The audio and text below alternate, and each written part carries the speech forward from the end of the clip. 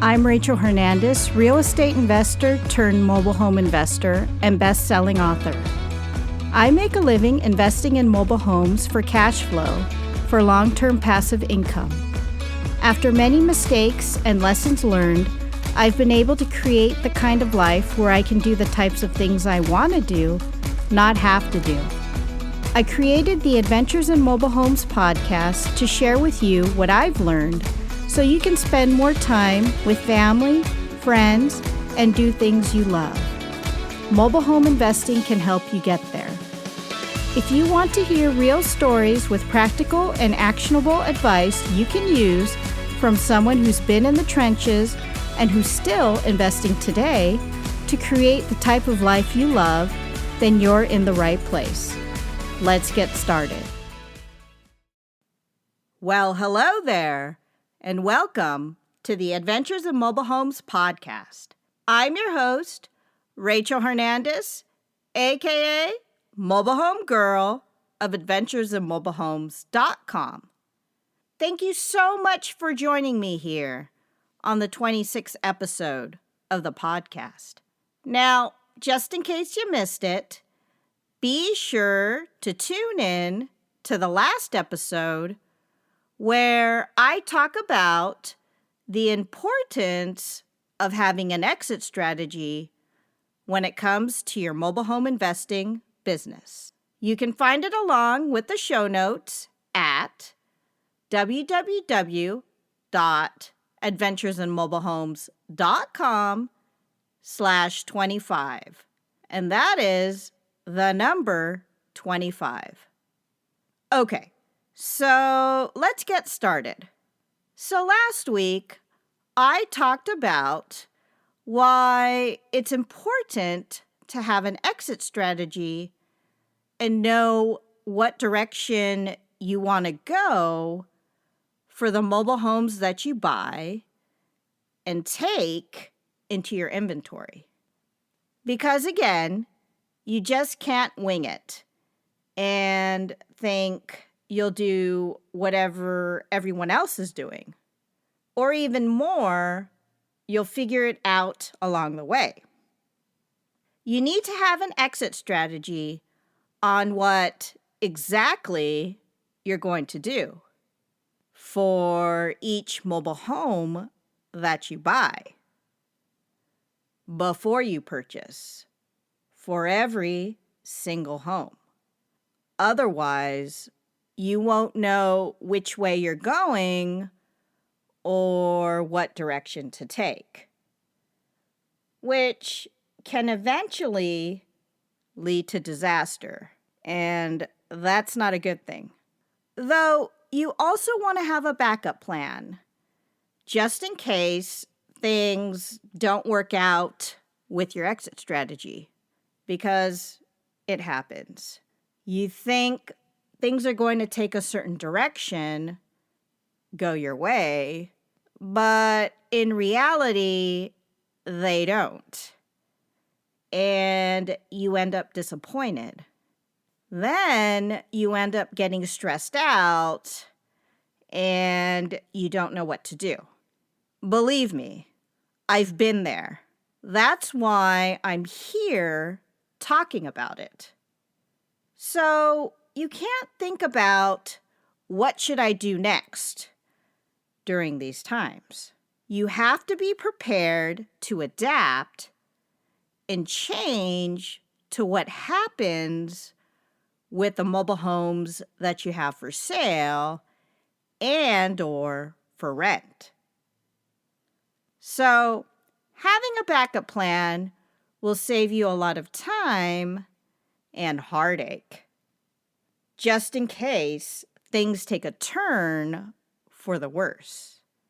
And that's all I'm going to say about that. But today, I want to talk about a related topic, and that is how to find buyers and or renters for the mobile homes that you buy. Once you have an exit strategy, it's up to you to execute that strategy by filling the homes or offloading them off your inventory if you intend to sell and not hold the mobile homes that you buy. Because it's one thing to have an exit strategy, but now you have to put theory into practice and execute that strategy that you've learned. Buying and fixing up homes are only one part of the equation, but in order to finish the deal completely, you must either sell or rent the mobile homes that you buy. And that is what I'm going to talk about today. But before we move on, let's hear a word from our sponsor. Hey there, Rachel here. Are you interested in mobile home investing? If yes, I've got a free mobile home investing course for you. It's called What You Need to Know to Get Started in Mobile Home Investing. It details all the ins and outs of what you need to know before you get started as a mobile home investor. With so much information out there, it's overwhelming to go out and search for what you're looking for. So I put my knowledge and expertise in mobile home investing to work. And it's all in this free training course. You can find it at www.adventuresinmobilehomes.com/free training class. Again, www.adventuresinmobilehomes.com/free training class. Grab your seat and get started today. Now, back to the show. Okay, first things first. You need to have an exit strategy for the mobile homes that you buy before marketing to find buyers and or renters. If you don't have an exit strategy in place, be sure to check out episode 25, where I talk about the importance of having one and what things to look out for before buying a mobile home to align with your exit strategy. Again, I'll put a link here in the show notes just in case you want to check it out. So let's talk about how to find and market for buyers or renters, assuming that you have an exit strategy in place. What exactly should you do? And what are the resources out there that can help you? What are the best resources and methods to find buyers and or renters for the mobile homes that you buy? Well, let's start with the obvious. The community where that particular mobile home that you buy actually sits. This is the best place to market and find buyers and or renters, because the people who live in the community probably have family and or friends who visit them and may actually want to live in that community someday as well. These are the perfect prospects for the mobile homes that you buy. The key is trying to get the attention of these potential buyers and or renters. So, how exactly do you do that? Well, if you work in mobile home parks, like what I do, then it's just a matter of starting your search with a park manager. Assuming you already have a good relationship with the manager or owner for that matter, since you already bought in the park, then it's just a matter of going in and talking to them to let them know about the home or homes that you have available in their park on the market. Now, just in case you missed it, be sure to check out episode 8 of this podcast where I talk about how to talk to mobile home park managers and build relationships with them, which I'll link up here in the show notes if you'd like to check it out. Getting back to it, the park manager is a gatekeeper of the park. The park manager usually knows who is selling and who wants to buy and or rent in their parks. How? Because the residents interact with them all the time. Many go into the office every month to pay lot rent to the park. Now, during these times, there is often chit-chat and conversations to be had. In passing, a resident may mention of their intent to move in X number of months and sell their home, or having a family member or friend who wants to live in the park, whether it be to buy or rent. All of this information is being told directly to the park manager. In addition to physically meeting with people and talking to them in person, park managers do a lot of phone work as well. Usually, they are the ones who answer the phones on a regular basis. Even if they have an assistant, park managers still do this when assistants aren't in the office, or their assistants alert them of phone calls that have come into the office and bring them to their attention. Now, some of these calls that come in are for potential residents who want to live in the park, whether they be buyers or renters. And when these calls come in, you want to be the first person in the park manager's mind that comes up. Why? So they can refer these people to you. And guess what? You'll have firsthand knowledge of the people who want to live in the park and a referral, which is even stronger as far as leads go. Now, personally, I found these to be the best sources of leads, but not just any leads, good leads.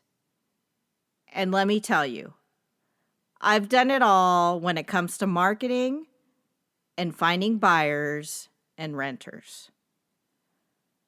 Personally, I followed a lot of the advice in Lonnie Scruggs' The Godfather of Mobile Home Investing book, Deals on Wheels, when it comes to marketing and finding buyers and or renters for the mobile homes that I have on the market. I did it all. And there were even some other methods that I found and used that I included in my book, Adventures in Mobile Homes, How I Got Started in Mobile Home Investing, and how you can too, which I'll link up here in the show notes. But through experience, I found the best source of leads to work with are actually the park managers of the parks that I do business in. Why? because they interact with people who are interested in living in the community all day long, whether they be friends or family members of residents already living in the park, or just prospective residents who want to live in the park. They talk to and have conversations with these types of people every single day. Remember, the park does their own marketing as well, whether it be online and or locally. They have a system in place of attracting prospective residents. So it's best to work with what they have. And that means working with the park manager to help you find buyers and or renters for the homes that you buy and have on the market in their parks. This is the best way to market and find buyers or renters for the homes that you have when working in mobile home parks. You really have to work with the park manager. They are one of the keys to success to make this business work. Otherwise, you'll struggle and get frustrated. But apart from the park manager, what else can you do to find and market to potential buyers and or renters for the mobile homes that you have on the market? Well, you first have to figure out who are your buyers and where are your buyers. So you'll have to make sure that you've learned your market inside and out. Now, just in case you missed it, I talk about learning your market in episode 5 of this podcast, which I'll link up here in the show notes if you'd like to check it out. Now, you can market to the types of businesses and areas these people visit, which Lonnie suggested in his book, Deals on Wheels. And I did this as well in the beginning. It's worth a shot if you have the time and want to get as much marketing out there as possible, and maybe a good learning experience to see what works and what doesn't work when it comes to marketing to find buyers and or renters for the mobile homes that you buy. Now, another option is to check with local mobile home dealerships in your area.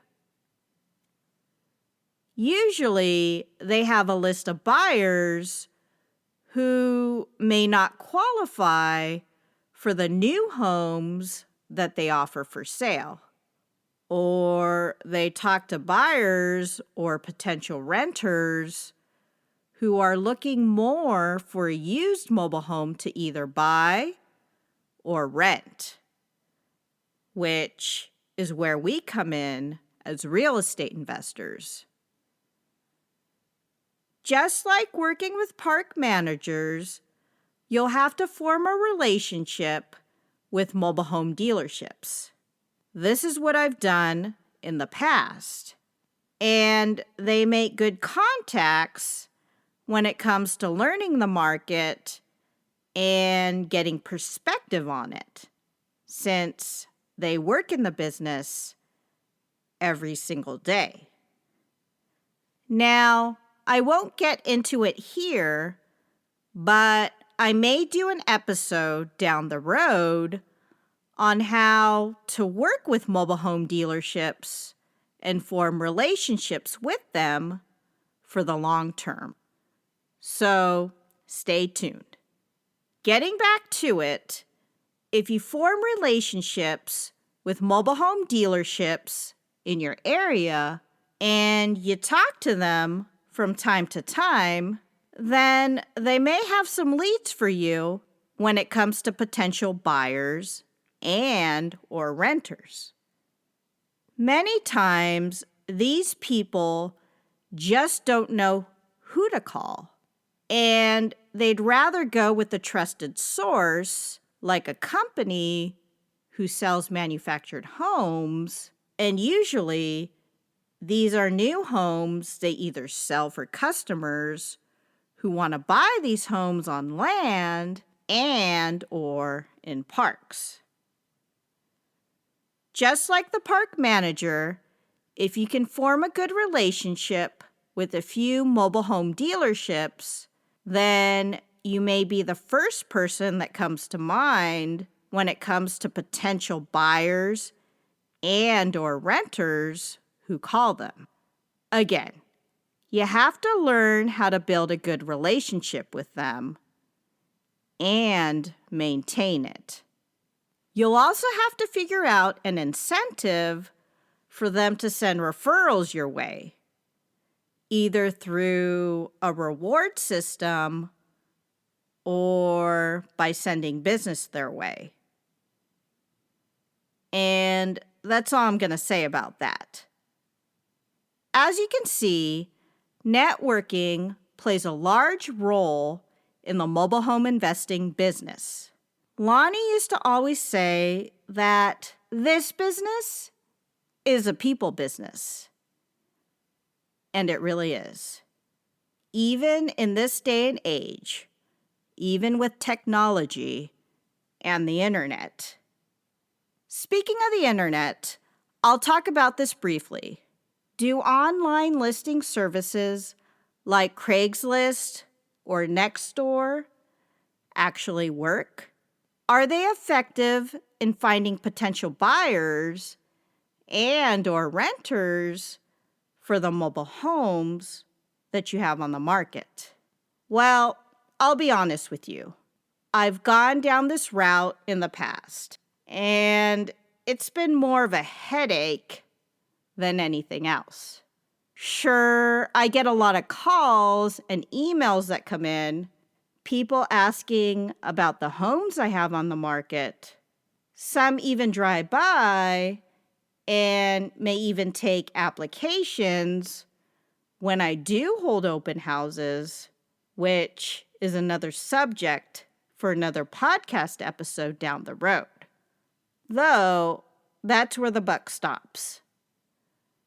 Many of these people are either looky-loos, and usually they're not really serious about buying or renting, in my experience. They tend to ask a lot of questions, but are indecisive when it comes to making a decision. It's always, well, we have to think about it if a family or a couple, or I'm not sure, or, well, do you have any other homes on the market as I'm still looking around? These are the types of questions that I get every single time. So honestly, it's more of a time waster than anything else. And that goes for finding buyers and or renters, as well as potential mobile home sellers. It just hasn't worked out for me.